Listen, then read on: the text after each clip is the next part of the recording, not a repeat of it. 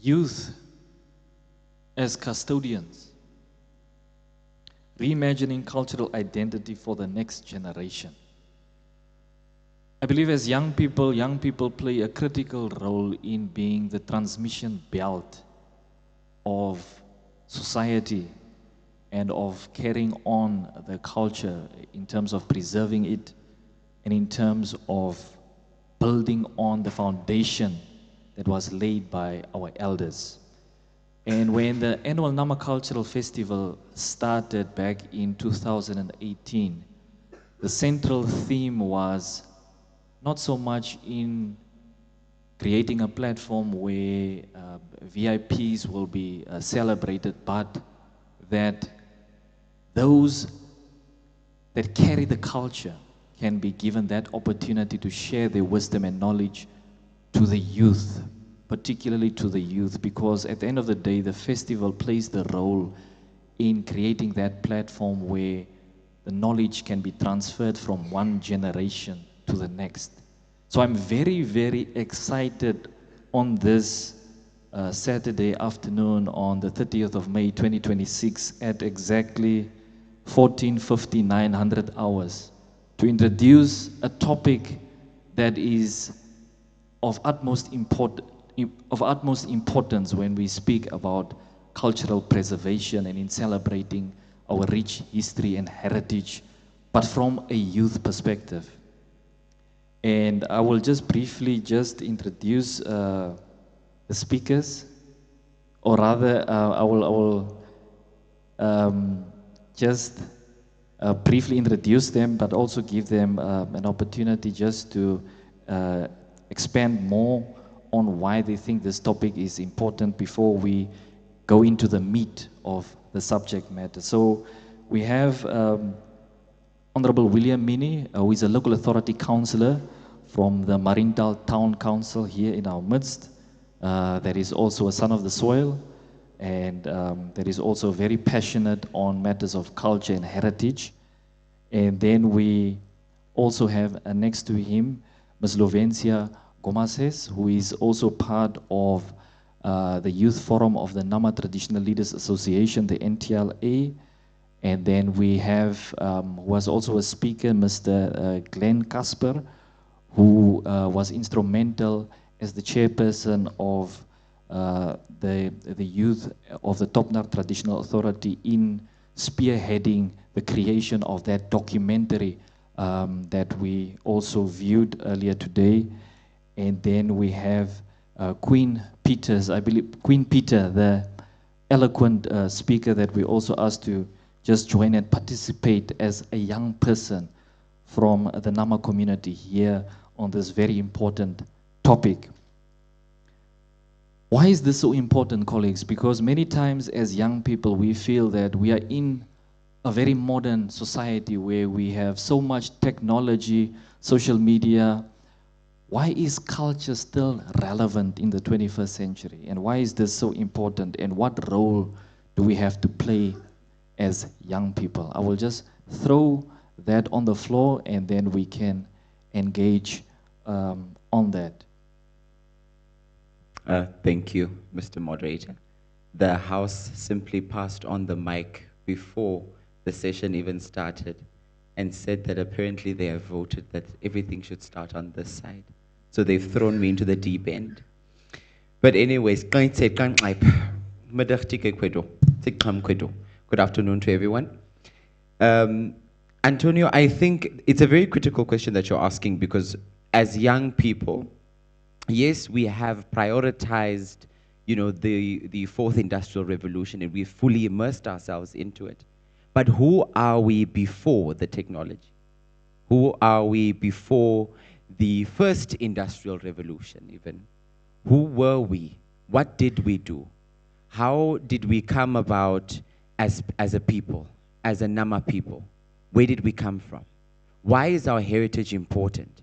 And I think as Nama young people, we need to do very serious introspection because we have lost our way. Antonio, last weekend, the Erongo region had their Lang Aram dance. And I was watching the videos and I saw young Nama ladies dancing lang aram in jeans and leggings, but also holding beer bottles while engaging in the lang aram dance. That is not how things are done, and it's because we don't know. We don't know, we don't have the interest, and we are extremely naive as young people. That is why young women can dance lang aram or feel that they can dance lang aram while in a jean. But according to our Nama culture and custom, a young lady who's in pants is naked. So it is very important for us as young people to engage. And if we don't come, our elders are also failing us at the same time, because our elders must pull us into it. You cannot tell me that as a fluent Nama speaking person, your 6-year-old child is only speaking English. Why? If you're so fluent, why did you not pass on your fluency? But that's just my contribution. I'll pass it on to Miss Slovencia. Thank you, Mr. William Mini. Always, always a pleasure listening to you. Every time I listen to Mr. William Mini, I do self-introspection. He makes sure you really go back and think about that. Youth as custodians. That is our topic for today. Youth as custodians. What is a custodian? We need to ask ourselves first. You need to ask yourself, what is a custodian? What are the responsibilities of a custodian? Look, the Nama culture, the Nama language, did not survive for so long to come die out with us now. And the Honorable Mini mentioned it. It is your responsibility as a young person to speak to the elders. It is your responsibility as a Nama young person to sit down and ask yourself the question, I'm wearing a duk, why am I wearing this? What does this signify? What am I doing it to cover my head? Why is it? We need to consult our elders. And yes, Honorable Mini mentioned the elders are also responsible. Yes, the elders are responsible to some extent. Because if my elders, if those who came before me do not tell me where I come from, others will come in and tell me who I am and where I come from. And we have seen that happening. I have seen that happening in my own community. I have seen that happening. I have been in search for who I am as a Nama woman for more than a year now. And in this year, I have still not learned everything about what it is, what it means to be a Nama young person. Thank you. Kay ayos, kabe pikaj biyat. Koin ko nama ada mar, kware ko wapna.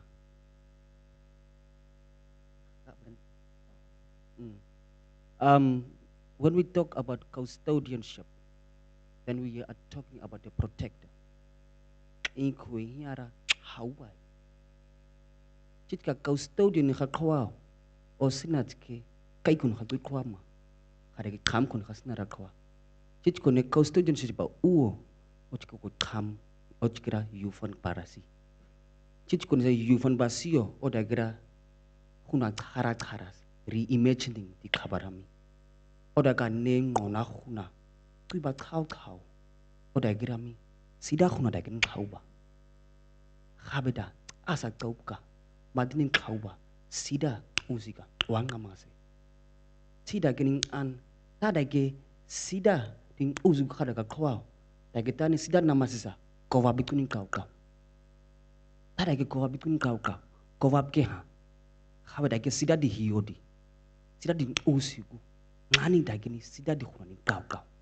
So what I'm trying to say is that we should not only consider ourselves or just to contribute on the language side and think that language is the only important thing to keep our heritage alive. We must talk about our history. We must talk about our customs. What I'm trying to, and also the thing is that when we talk about customs, we are talking about the living things that we are taught around the fire. That's why I'm telling people always, a customary law is not something that is written. Customary law is a living document that you are taught around the fire. That is a custom. So with this modernization of things, we must come to terms on how we can approach our young people. Our young people like social media. Our young people, doesn't even have native names anymore. Ngabai ging fotura tshwatshwa. Tingau dikira goed madi. Aibad madi. Titkira Tomet madi. Koet madi. Ayob, ayos. Tidak kira tegu tabans. Kabi ging ngaku naging onwa. Tidak kira Cristiano gu, taigu. Ngabas kes khusra tshwatshwa. Kau kau wadagin wan nama dah kasi. Tidak kira sidati ondi nakhun kaing umsen. Tidak kira neceng ngada gromi. Tidak kira anipa makomi. Bosen aroma. Tidak kira tabi na khurang waka. Ogi kai khoi. Kan dia bang nuhau. Tabi ogi kame ogi ne di khoi. Ngadit kini force jalsen. Teklen kasema. Tidak kira anipa makomi. Tidak kira ramisen. Pan komi na khurang waka khoi hau. Tidak tarik us khabira ngakwa. Those are the customs that we must preserve for the next generation. And how we must approach our young people is, like I've told you earlier, what I did is that the virtual reality is now a modern thing. So what we are trying to do in our preserving our heritage is we are using virtual reality of the stories told by our ancestors, or by our elders. So what we are trying to do is we are going into the brain of our elders. But this time of the virtual reality, we are not observers. We are participants. And that's the important thing. We must be participants of our heritage, not as observers. The time of only sitting down and listening to the elders is no more. We must participate in our intangible heritage. Chinamaige na chiramahu. Tahu sai turi unwaka. Torago kunga. Na ima. Ochkia nama. Ngapin usiga. Ngadigi hiyode. Dan kolkar kam koda kase. Good mire. Queen, what comes to mind if you hear that youth are the custodians, and how should we reimagine our cultural identity as young people? I think the theme speaks to agency, where as young people we are not passive inheritors of culture, but we are active participants, like Mr. Glenn said, that we are active participants in reshaping this. And what is relevant right now, I think it is important that we see our role and we see a gap. What is relevant now, and what was said with the 3D virtual reality, what we need to ask, what is relevant for young people right now? And what are the tools that are appealing to young people right now? How can we use and employ those tools to appeal to the Nama Nation?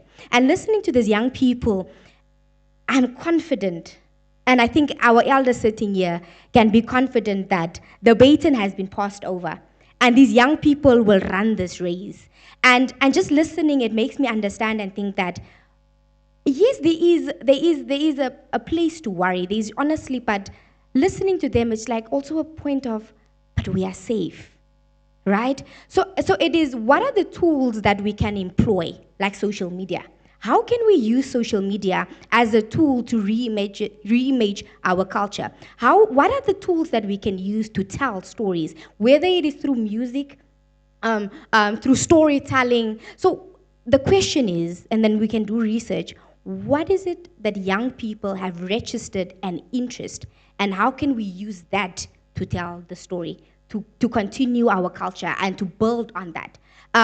Something that I'm in the diamond industry, right? And when you are in the mining industry, you use land and you disrupt land.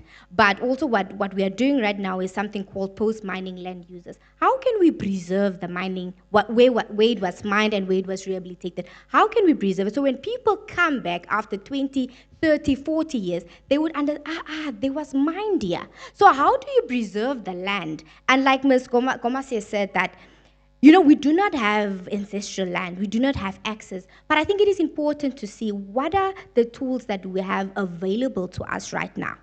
How then can we ensure sustainability and the continuity of what we have right now? Whether it is social media, whether it is through storytelling, whether it's through music, but we need to start to see and recognize avenues that can be used as young people to continue telling the story and keep the tradition and cultures alive. So we are not passive inheritors of culture, but we need to see our role as active participants and as active participants to reshape culture, to make it relevant even in the 21st century, in the fourth industrial revolution, without taking away and watering down and diluting our culture.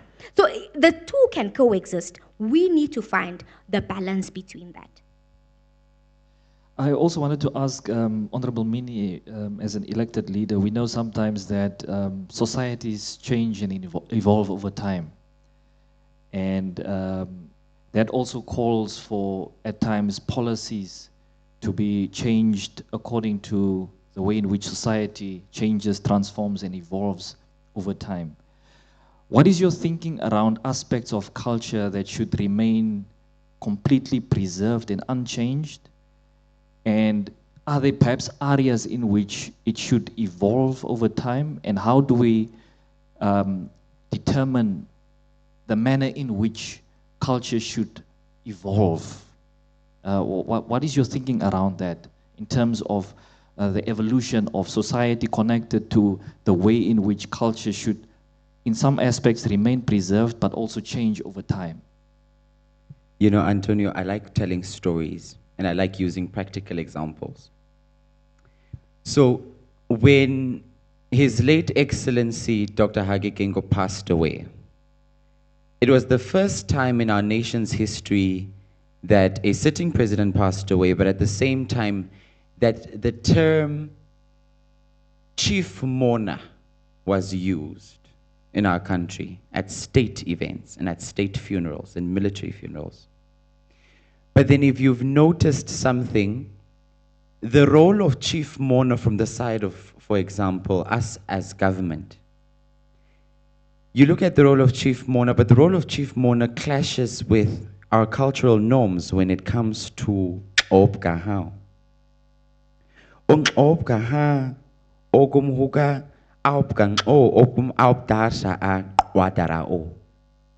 But in our traditions and in our cultures, we don't have a chief mourner. We have a wadaras. I'm not sure what the term would be if the roles are reversed. But then you see how, and you look at how government plays a very pivotal role in sometimes the erasure and the, in certain times, negative rewriting of our history. We don't know a chief mourner that is not a member of the family or who is not a member of the bereaved. You cannot come to our house obadaga wao tipking hanupang obara urfat tipking ning obagong hanupting oge habibkin ning obang hanup obma, because we have our own way of doing things, because obga toy odagi dadlik ning aisa kausi tiduga urlam aispago o oske aum sanidad le kuruisi tidige uma diningusi tidage aisa kauti ge fet guktera ngaisangi tototige ngange irana tidage o paragerang odi.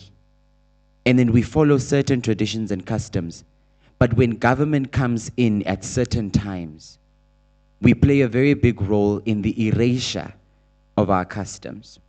I mean, we can look at, for example, and this is going to be very controversial, but I love being a very controversial person. Apparently, the government was commemorating the Genocide Remembrance Day on the 28th of May. And the Karas and Hardap regions celebrated it in Ludrets, apparently, as I saw. But at the same time, something that was extremely aggravating was that the skulls of our ancestors, our collective ancestors, were being displayed in Enana in the Ohangwena region. But some of our people sitting here, some of our young people who were transported from both the Hardap and Karas regions to Ludrets have never seen those skulls with their two eyes before. They've heard about it. Some have read about it. Some have done their history. Some know what happened during the time of the eugenic experiments. But some have never seen it. But then the state comes in and decides that genocide must be commemorated all over the country. So what type of policy do we set? Because government sets policies both in writing and through speaking and through action. So we had this before. After independence, the errors were never rectified. We were never given back our land in the name of a spoken national reconciliation, but not a policy on paper. So now we've done it again. We've played and we've toyed with genocide, which is very deeply personal for the Nama and Ovaherero communities. But the skulls of my great-great-great-great-great-grandfather cannot be displayed to people in Enana who have not felt the effects of genocide, who do not suffer the effects of the trauma of genocide or land dispossession. And that is where, for example, government then once again comes in and totally rewrites history, totally erases certain things. Because I don't think a lot of young people who are even here at the Nama Cultural Festival have ever seen those skulls who were repatriated. I also wanted to just engage on some of the threats of cultural preservation. What would you say is the biggest threat that faces preserving culture for us as young people? The biggest threat, in my opinion, would be ignorance. Not knowing. Simply not knowing anything related to your culture. Before I continue with this, I would really like to add on to the policy question you've asked, Honorable Meaning. In 2016-17, Namibia passed an ABS law.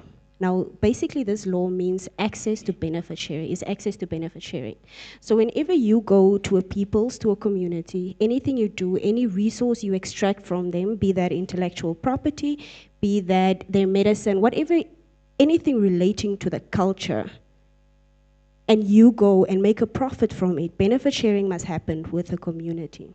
Now look, that was in 2016. 10 years later, we, the young people, do not know about it.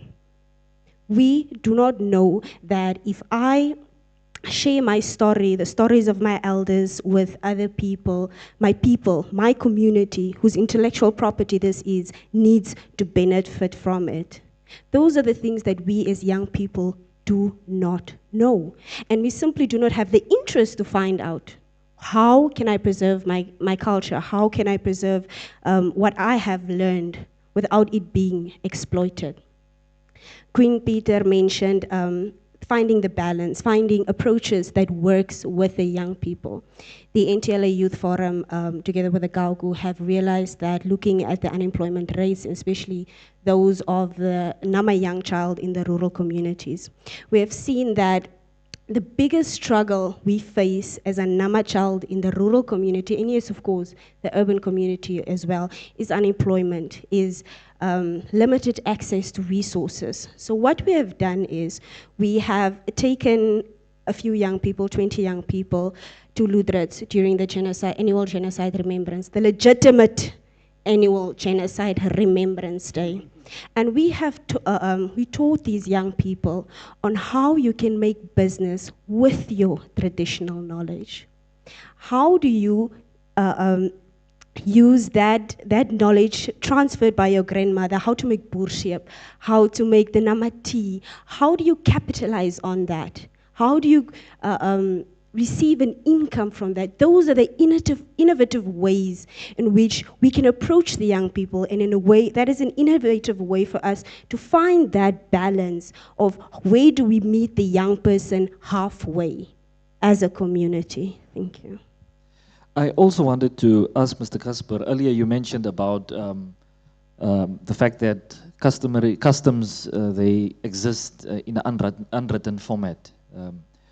But we've seen that if customs and customary laws and so on, if they are not like codified and written down, the moment that a lot of elders passes away, there is so much loss. And even with the history of the genocide, I spoke to one elder who related to me that many of the battle sites where the Nama Ovaherero war, resistance war, the war of national resistance against German imperial colonial regime, those sites where the war took place, some of them are not even recognized as heritage sites. And sadly, many elders that still have that knowledge that are passing away, so much is being lost if we do not document and write down, as you have said. In your view, do you feel that there are certain cultural practices and values, cultural values that are at risk of being lost completely? Kaysa kay kan kas ngati aroma. Ngada gro customary lop di huamis kada gro kwao. Ikaw ay sache. Oige sa customary lop ka huamayo. Chitka sang usika customary na huamayo. Chitka sa customary pala unwa. Chitka kanu wa sa customary ankan kao. Opi kanu mas rak ngaka. Tap kinti customary lopani. Kanu pi kanu matikan botsku. That's what the problem come. Fun. My customs doesn't correspond with the Nambian constitution. And dan say the Nambian constitution for you. As the customary law script, Max Seeger, he bossing with the constitution. Or that did huna, Mara Kwame. Chidi Usika Mara Kwame. Chidi Hiode, the Conrakamba. Exalata football no fat. Huna the grand ngai. By for daga horror soap hakwa. Chidi quadra moving a hood. By for bird. Chigi yang idea, Nahuning, Aguanusa, Hadiki Nahude, Rogas Nagagreha. Chidi Nahude or Rogas Nagaha, you can mutni, Oasani Hasi, Arrow, did a guagraminga, Arros, Chigini, Nalchi, Hunaniha, Nalchin Avas, Chigini sign, Chignahunaniha, Chigging Nahuna gere, Nabagre Kai, Habada Gingai. Chida giniza nga customs at kodin sa hudi ne bara augurangwa martet vasni suni taisi in threats ngai dage rahunara ngadi ga id mana chida ka khabake dage ne rogos kada ka khwa o dagira ngabang astirami oneski ngabang atma ngabaira hui gira ne rogos chon omdwa chiska ne rogesa ai khat musiku khawmai o chiku ngaba o chiku ngaba rogesa neski anguing Neskiang nuing fan kai ku digigere ne ku de ngadi gire ho lab nga gire nuing achi gire isa so ngau kau ku hiya da gira khuna da gira ngai chira gi khunara ngadi gi i mainara ngadira ti ngaski usiku sidan namar dibra on was thinking nga khuna is baya balangre to preserve this intangible heritage by voorbeeld by on stop nar egas spite egas in die 21st century geboren ik ngam srami nga kuri daga hao o daga kwam yang ngi khuna fan on si top nar ke kai khuna on wa ke khun gyang la ha ngap ki ghain chi ke kung nga ba ghain chi ke koring nga ba ghain top dar ngring nga ba So I'm just going to briefly just translate. I don't want to break his flow. But he's saying, I regret being born in the 21st century. I wish I could have been born in previous century so as to document and record some of the cultural practices that existed at the time, because there were so many intangible heritage practices and values that existed that have been completely lost. For instance, there's been horse dances that were done by the indigenous Nama community of the Top Nar, amongst many other practices. Si daga aro amo usigu elek daga dimira mai khwato elek tage di there is khuna daga ngoba.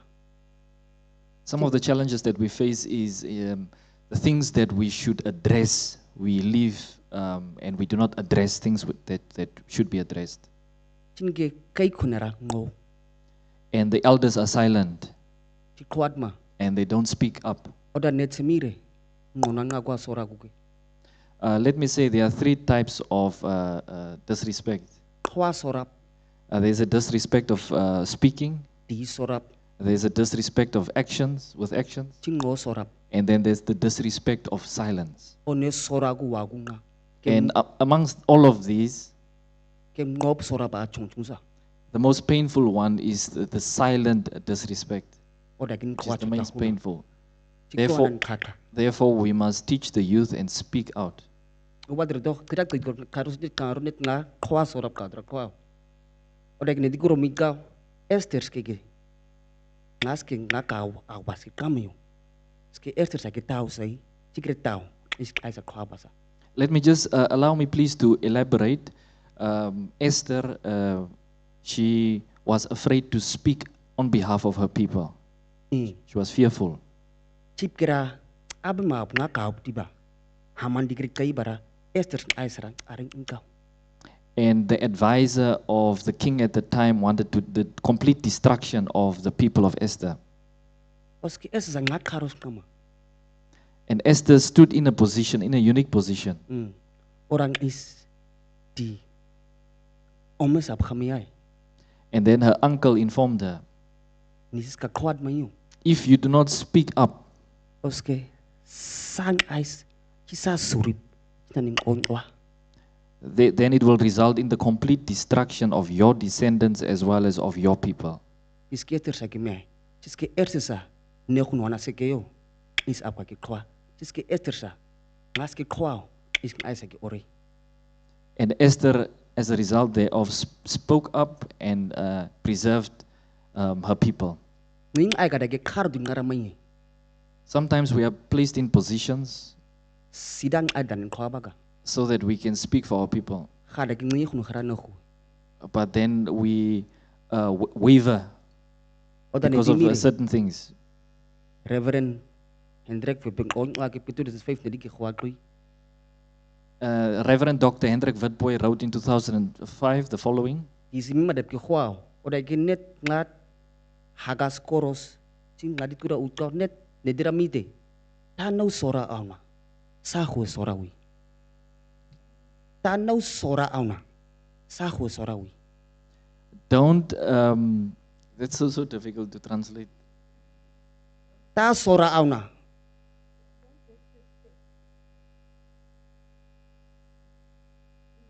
Yeah. Yeah, thank you. Si ngadit kuno kuto agi khabasira mi. Ta kuin khakwa ya khuna sora. Don't disrespect that which people value. Tidara alidra ngasa no daga kuin wana miaski. Ta in the madis no ti khinga. Don't try to please people by being something that you are not. Kuda mire. Let me say that and Fan end with ngaras. that. Sige ngara ni gene digi al sidi khuzagre no khugire no khikire mi hom andron ngira khovel ga ngarasa. Sige tai ba asrang amang a. Oda iba chiti tai na ngading amang a kuda mire. Maar heb je moet iets manipuleren. Niya khun ge kuin asa khabasat ma kai ayos.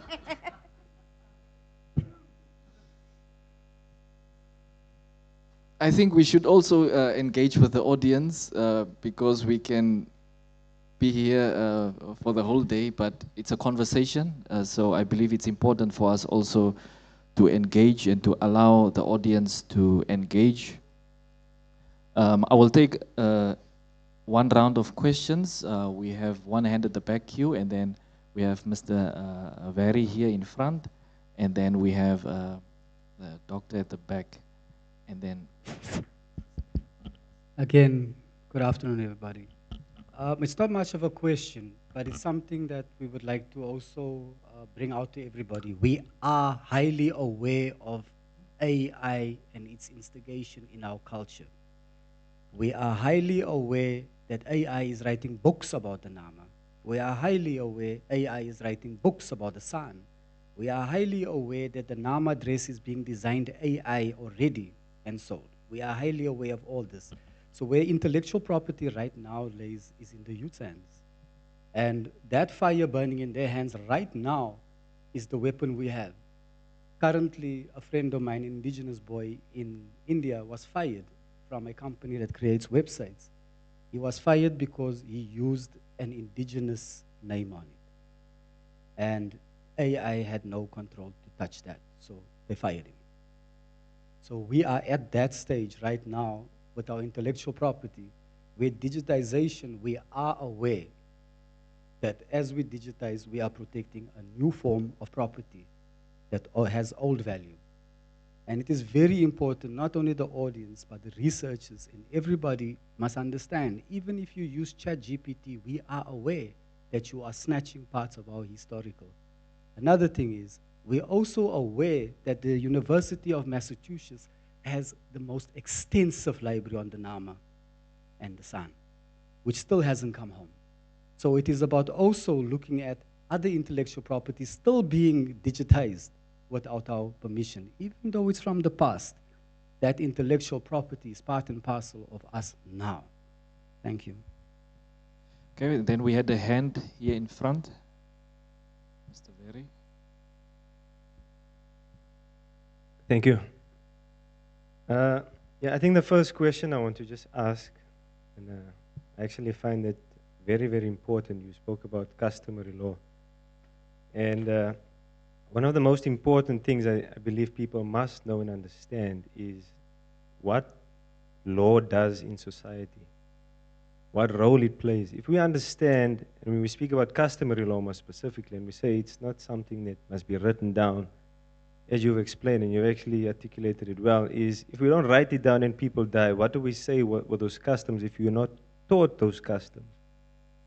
So there's one important, and I'm probably going to speak about it also, is one important case that was done in South Africa, which was the Nama people, in fact, the Richtersveld case. It was the most prolific, arguably the most important case that took place in South Africa pertaining to indigenous people. And it was to say that customary law, or the law of the Khoi and Bushman people in South Africa, when I would say by extension that it also applies to Namibia, that it is an independent, separate legal system. It is part of the amalgam of South African law, and therefore I believe part of the amalgam of Namibian law.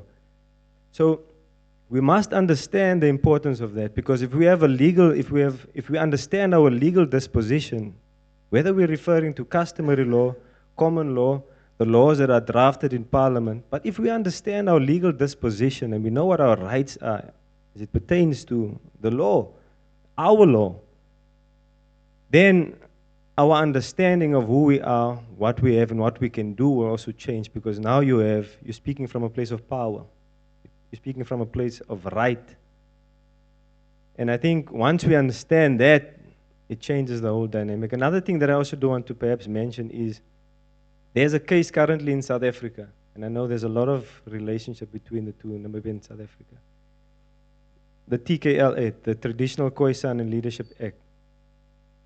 The government writes a law for the people without consulting with the people. They tell us what our laws are, how we must function, we must apply to them. Now, for over maybe more than 100 years, South Africa was formed in 1910. It's 2026. They've been prescribing laws. Meaning, if we understand that in terms of international law, you also have FPIC, right? And if you understand that no government, whether past colonial governments or neo-colonial, we call the new governments neo-colonial because they're still colonizing us, right? If you understand that no law can be passed and it's ratified in international law, these governments have also ratified it. We understand that no government can write a law for you without consulting you. In fact, we don't even want to be consulted. Ons wil ons eie wette skryf.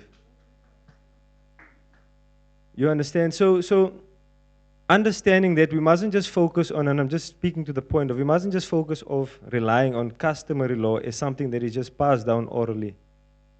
But it must be something that we have. In fact, Parliament has a positive duty placed on them to codify customary law. But we must write our own law. No one must prescribe to us what our law is. Ons ken ons wette.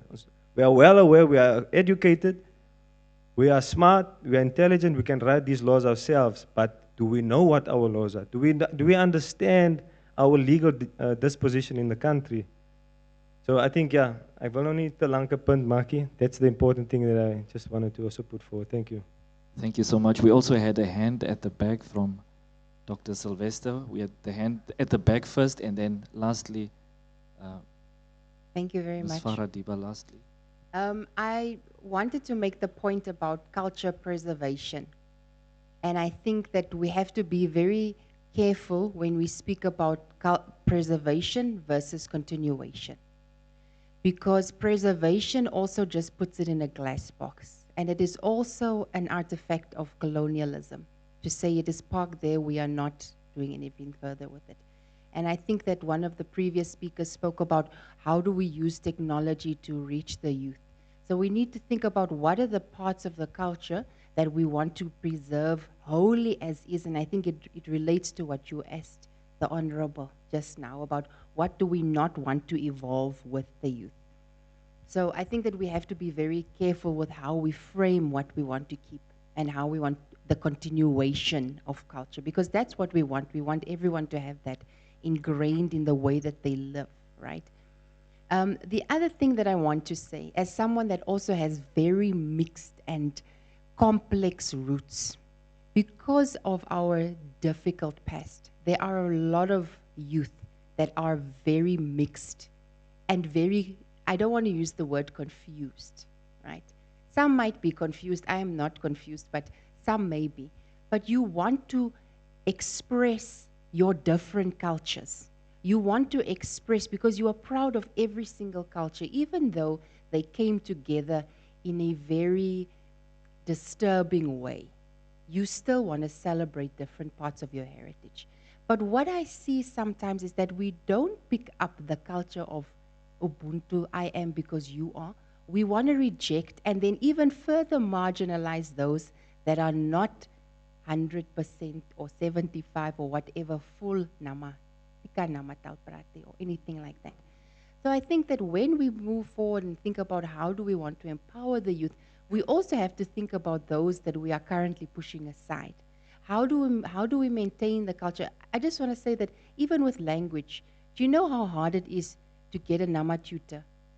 You cannot find one. Oshivambo, Nyong, anything you want, Kwanyama, Donga, you find that. I cannot find another nama tutor.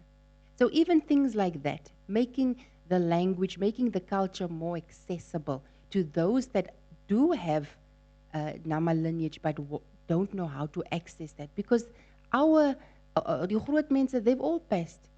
We don't have, past my mother, there's no one else, right, who is able to pass down those things. And she still came. I mean, she was born in the 1960s. So that means that in that time, it was still pressing down the oppression of that Nama tradition. They weren't allowed to speak Namatal. You know, there are few natural remedies and, you know, the traditions that were passed down, but very, very few. So I think we also have to make space for people that are trying to learn more and want to explore more, because that goes along with continuing the culture and not stopping it. Thank you. Okay, we had a hand by Ms. Farah, and thereafter I will allow Kau. Good afternoon. Thanks, Dagarami. I've got a question on pertaining the youth and parenting, actually. And how do we parent our children? Not like parenting, but ek wil nou nie op toe na trappe, maar ons as young mense, how do we read the language? How do we hoe laat lewe ons die taal vorentoe? Do we just sit back and allow our children to be schooled in English and Afrikaans? Why are we as young people allowing our children not to read and write the language? What are we doing to right the wrongs that were done in the past? I am very passionate about it because I feel I was at an Afrikaans and English school. So ek kan nie lees en skryf namatal nie. Dit grief my vreeslik dat ek kan lees en skryf nie. Ek het besluit by my jongste seun, hy's nou 8. Ek het vir hom in 'n Nama skool ingeskrywe. Hy lees, hy skryf Nama deesdae. Maar by die huis kan die ander kinders hom nie help met huiswerkie. Dis net ongelukkig my moeder. My moeder is nou baie oud. So I want to ask the young people, what are you doing or what are we doing and how can we, hoe sal ons laat leef die taal vorentoe? Ons groot mense sterf weg. So I think this is a very, very important point that we must look at. Moenie net die taal praat nie. Sê verkeerd sê na dek na ko baba kwa ha da ja. Think ngadis na ietsis ke neba no guys na tamara. Sorry though, I don't want to step on toes again, but I step on toes. I need to speak about this because it's aggravating me too on this point. Tamara koingira ne ba khingo guys nga tira sada wana ra verkeerd tira khatha. Ia hana rami en ia is by par anti. But it is not that I cannot. It's not. It's wrong. It's very, very wrong. So I feel like pertaining to to this region and the Harab region, only our own Nama people must be appointed in these schools. And then let the Damara tribe school in those tribes. I'm very sorry if I stepped on toes, but I feel like today I must speak what is grieving my spirit. So, danke me broer. Sadagi kay sira eloquent sirang kwa ba. Sira gi diat na khoreng ading hoasa. Sira gi besluit ne guri dagi dida khwa ka sandra edad leder siklan ma. Sira gi diat na ko ba ra khwa ti komai ka kam kwe ase kan. Thank you. And then lastly, Kaup Martinez Frederik will be our last, and then we will close off with the panel. Yeah, dankie. I just want to check with the panel there. In South Africa, we have a constitution with two parts of the constitution. Section 135 to 235 speaks about the right of self-determination.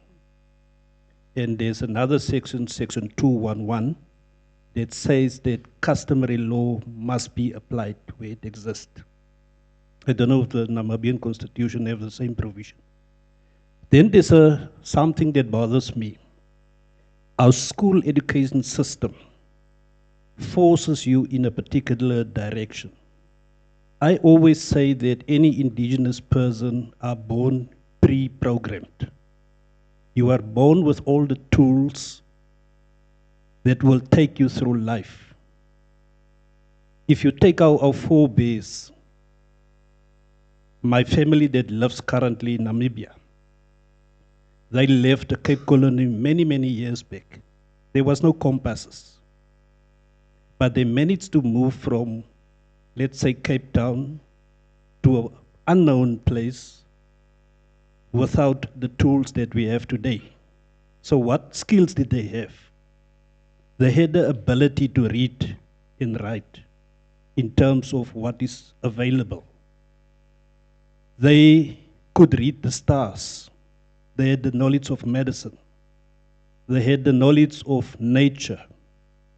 But now here comes the school system. The school system works on the basis that it first must deprogram you so that it can reprogram you. And in deprogramming, it takes away all the other things that you need for life and only install that what is needed for the system, to make the system work.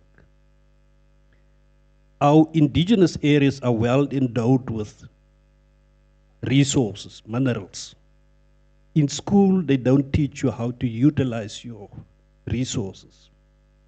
They teach you how to become an employee, not to be an employee, not to work your land, your resources, and develop it to such an extent so that it becomes economically beneficial to you and your people.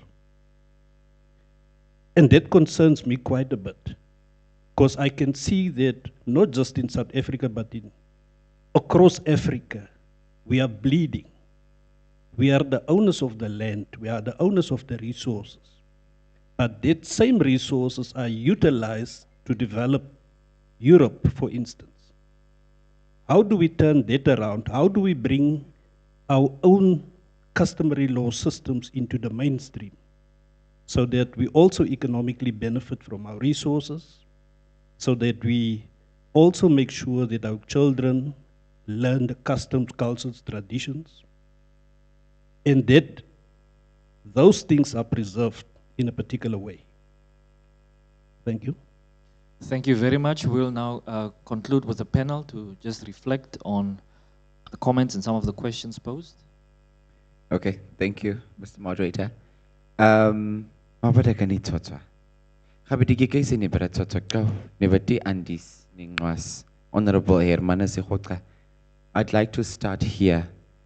Kay Kaisiduge amai hogomi mabakutori ke kwesaka. Where did she go? Stepped out. But she spoke about something that's very important because it's also not new in our society, in our Nama society. The one thing is, Damara Kwenatris, Damara people influencing the Nama language. It is not a new thing. It is something that has been happening over the years, and we've actively, as a Nama people, allowed it to happen. We've endorsed it unknowingly and sometimes knowingly too. Because, and I can use a practical example of when a person comes and greets you, a Nama child will greet you and ask you, Kaidura. And some Nama elders will ask you, Sida Data. Because that's not how we speak. We don't say Sadu. Because Sadu is plural. And Sats of Sas is singular. So it is not new, and we as Nama people have allowed it, and we've also allowed a couple of things to happen in our society. We've actively endorsed cultural change in our society. You will find that our own young people, our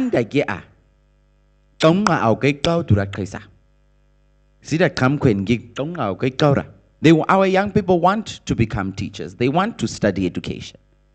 It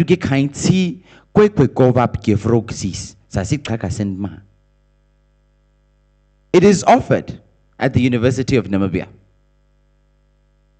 But we don't have an interest in it. And we as Nama young people form part of the erasing process. We actively contribute towards eroding our culture. And then we want to get up and blame other people. We need to start with ourselves first. If we don't start here with cultural preservation and cultural continuity and teaching our young people the language, we will have our kids, and we've seen this happening, young people who give birth to their kids, and then they teach their kids English.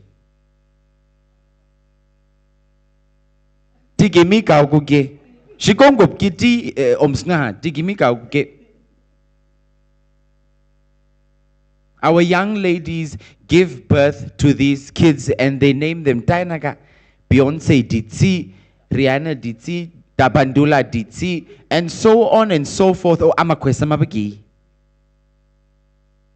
Hindago Samabagi. Hindago Bamaba. Kausa Mabagui. Kauba Mabagui. We have stopped. Which is wrong. Antonio Egadei. Who is Antonio? Who is William in the Nama community? But those are not our names. That's not who we are. The names that we carry are colonial names. And perhaps we must also be honest, Antonio, panelists, and also our guests here, that this must be an uncomfortable conversation because perhaps our parents also failed in assisting the preservation and assisting the continuity. Because knowing full well that there are schools that offer kwekwe kovap, dagege, Afrikaans verklaring ngunga yetsi, Engels verklaring ngunga ye. Tidage netse halve, strade ebedage krakasen, kwekwe kovap, nama kovap aragongwa.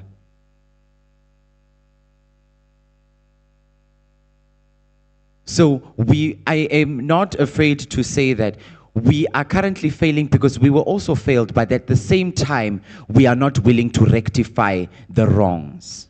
And we don't want to be active participants. Yeah, while you're on the mic, I just also wanted us to just also engage with some of the comments that were made on striking that balance of I don't want to use the word Pan-Africanism and Ubuntu, but the fact that so many of us come from different backgrounds. I mean, there's one elder that said one person comes from 8 people. It's not just your parents that contributed towards you. So how do we strike that balance in appreciating also that within the Nama community there is those complexities that exist, and reflecting on the question that was posed in terms of that specific aspect of the fact that we are not 100% sometimes, you know, but the culture is there.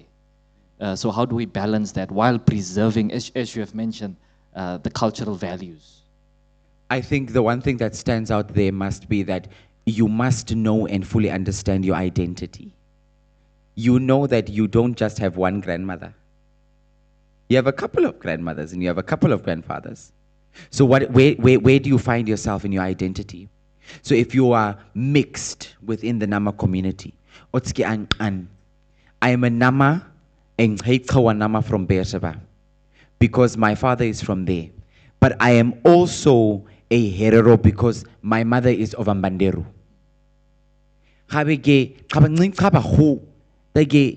Pastor almost tina and then no kabe, I have a grandfather who's Cape colored. But then who are you?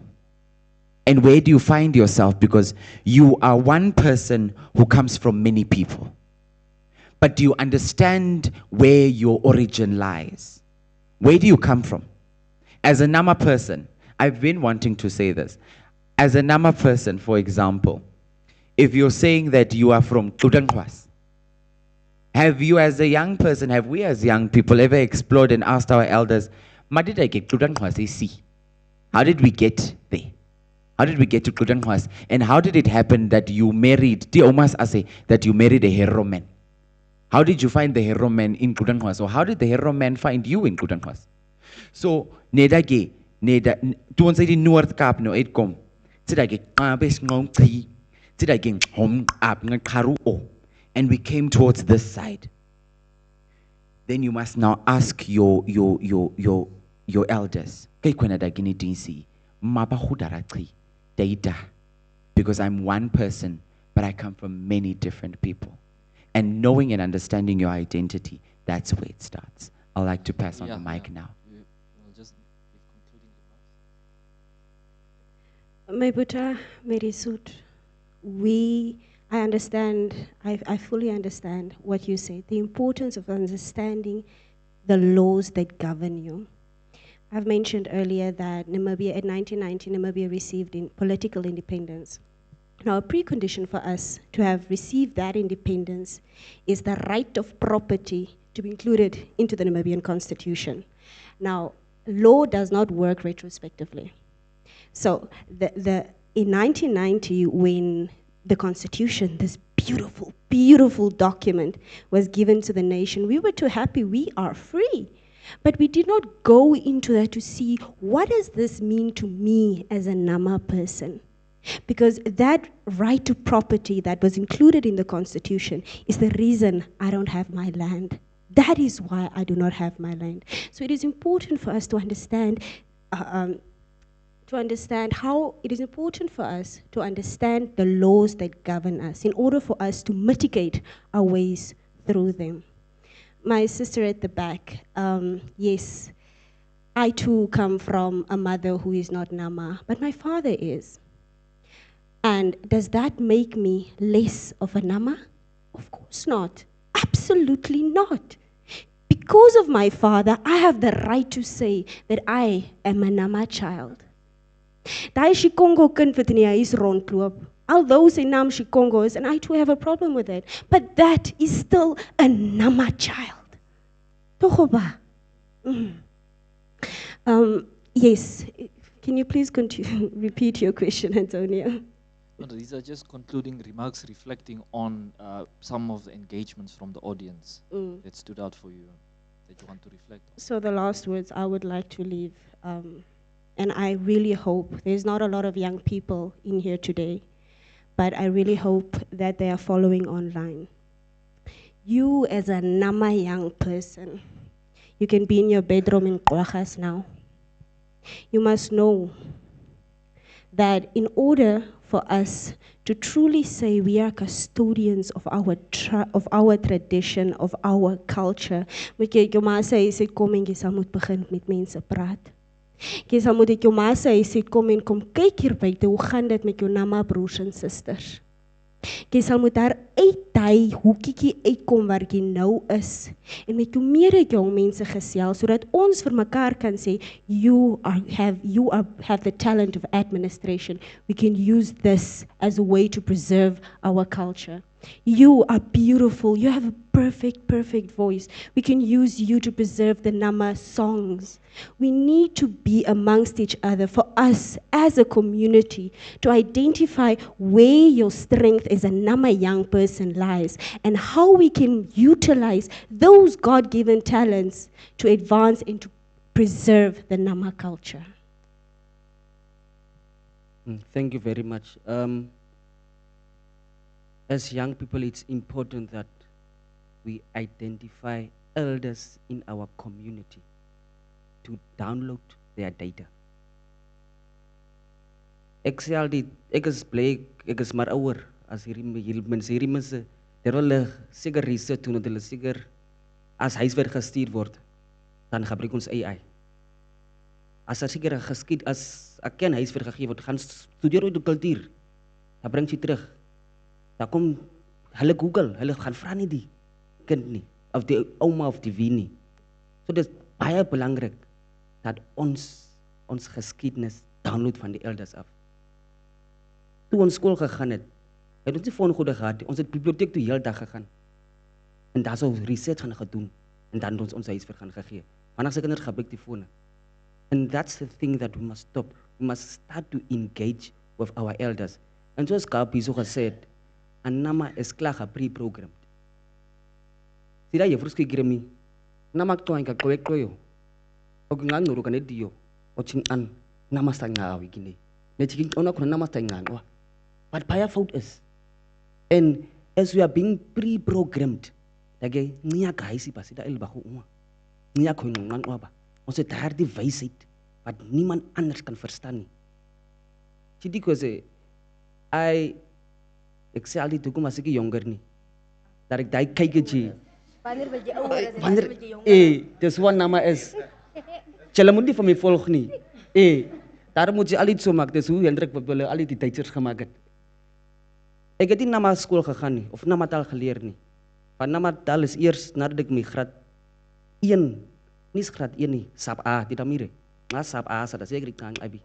Ek wou ek kry, dat dit ons gepraat gehad van Suidwes-Afrika, Afrikaans by taal. Dit ek greming uit kenga. So I've done initiative from my own side. Like you said, literacy classes. I went by literacy classes. Chida gedida ko ban nisa se ne chira komai. Chira khwa. Khade gedida, I took that initiative. Chida ge ne ngai khinidi.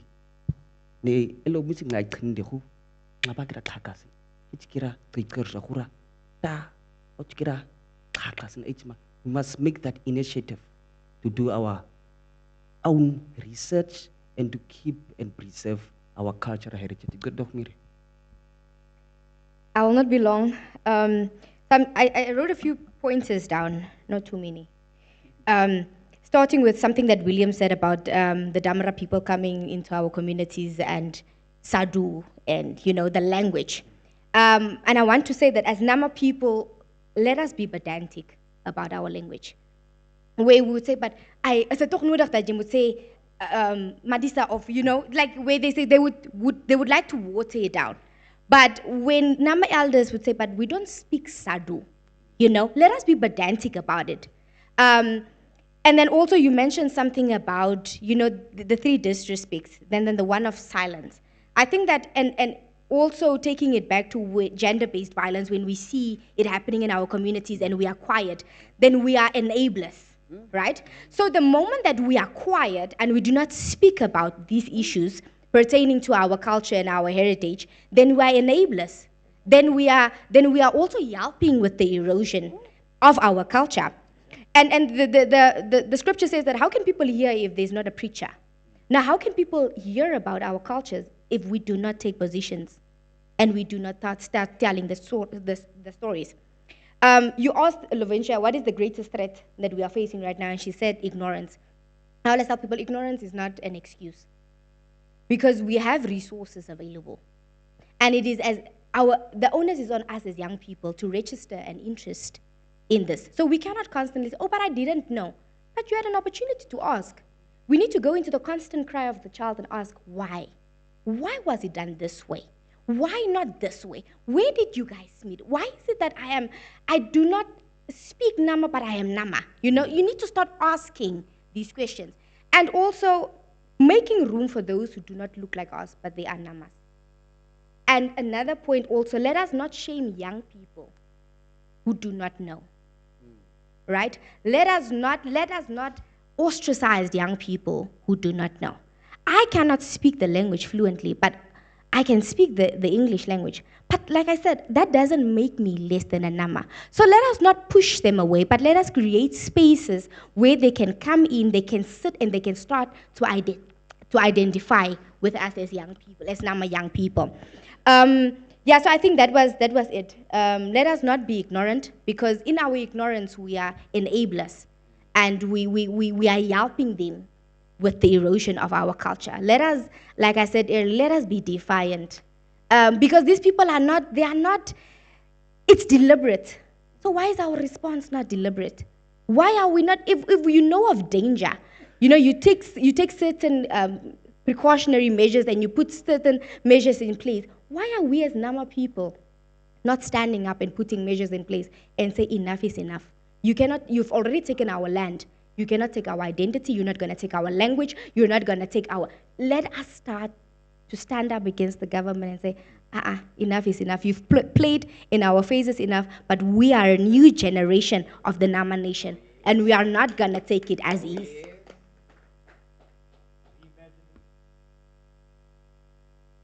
Reimagining cultural identity for the next generation, a very important, interesting, and yet complex topic that we have. We have reached the end of this panel discussion, because we have another very important one that will start. But I believe this conversation should continue. We also have other activities at the festival, which includes the bonfire, where some of these discussions will further take place, so that we can really thoroughly think collectively as a community in engaging on the evolving ideas about culture, about preservation, and about continuity, as was said. I would like to thank our exceptional panelists for their contributions, their inputs, which were thorough, thought-provoking. Thank you very much for availing your time. And then thank you so much to the audience for the inputs, the questions, and for being part of this discussion. We'll have a short comfort break just for 5 minutes, and then immediately afterwards, we will then have a very, very interesting topic on our culture, our rights, sharing heritage fairly and sustainably. And we have international speakers that will engage, both from South Africa, Botswana, and also from Namibia. So please do not miss out on that very important topic that will start. We'll just have a short 5-minute comfort break and then commence with that topic. Thank you very much. Keiseki Gans.